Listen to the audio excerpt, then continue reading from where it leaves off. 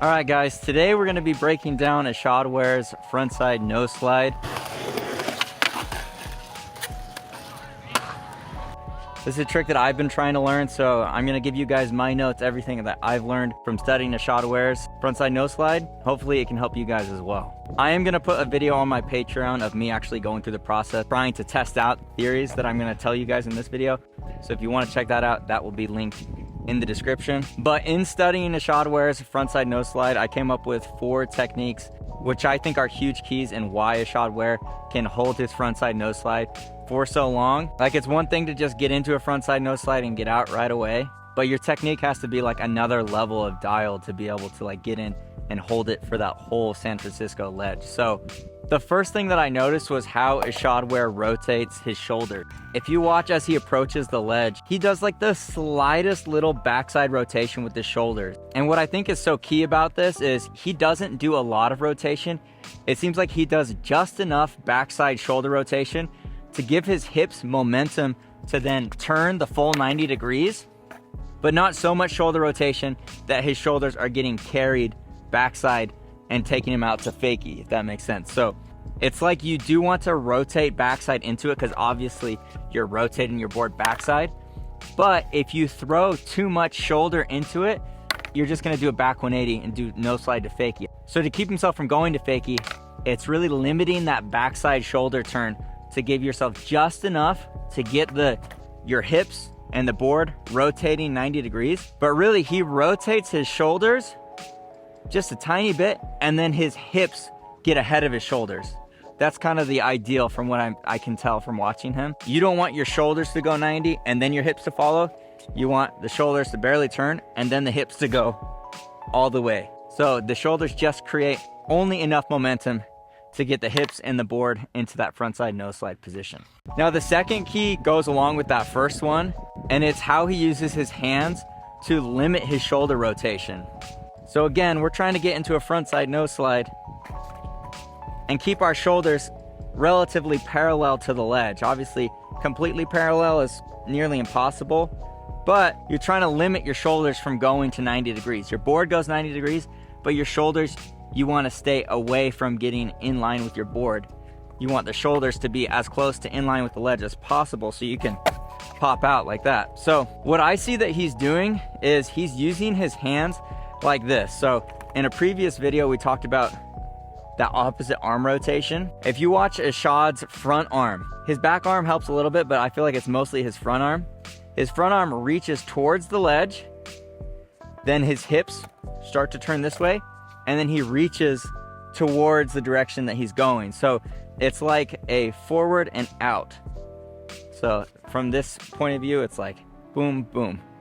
So enough shoulder to get, his board and his hips rotating this way, and then he goes boom, like that. So your arms go like crisscross and out. So by using his arms to like swing, I think that's what holds his shoulder and stops his momentum from the hips carrying him all the way around back to fakie.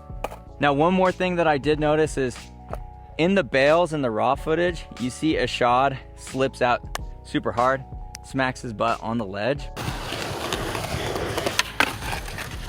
Oh. I don't think people realize how much wax pro skaters are using.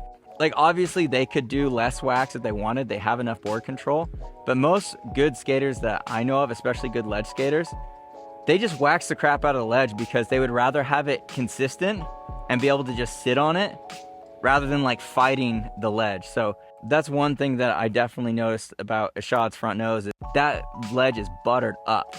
So I'm definitely gonna butter the crap out of this ledge today. Now the fourth technique that I noticed is how Ishod stands on the board. If you look at his back foot, it's like that, like it's barely touching the board, right?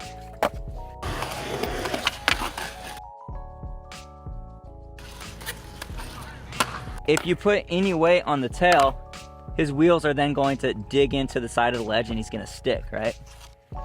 So he's basically up there standing on one foot alone. I think that's a big key for me, is because I'm uncomfortable with this trick. I want to stand on both feet and then I get stuck something like that, one thing that I'm gonna really be focusing on is pretty much pretending like I'm standing on one foot like that, so that I can really like get in there, get locked in, and find my balance. Now, the last tip that I remembered, I forgot to write this down, but I thought of it last night while I was sleeping.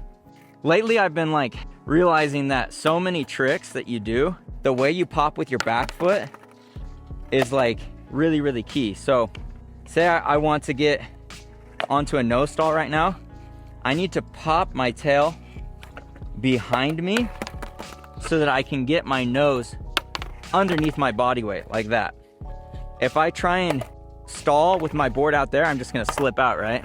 So in order to get the nose under me, I've gotta basically, you know, pop backwards, something like that. The reason I think that applies to the front nose is a lot of times with board slide, or a lot of times with nose slides, you kind of want to watch your nose do it, but you want to stay safe on the inside of the ledge. It seems safer over here, but truly, Ishod is putting all of his weight like right here, just along the inside corner of the ledge, and that's what allows him to sit on it for so long.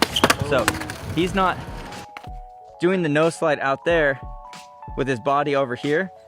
He's on top, almost like a board slide, like the rail is like underneath his body, but rather than sliding on the middle of his board, he's popped the board backwards so that he's essentially doing a front board, but now because of the way that he's popped,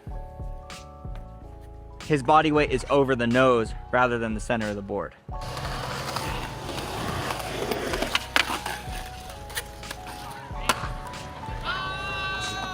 Those are the 5 things that I learned from studying Ishod's front nose. If you want to see part 2, or actually try and apply them and see if they work for me, I'll see you guys over on the Patreon free trial in the description.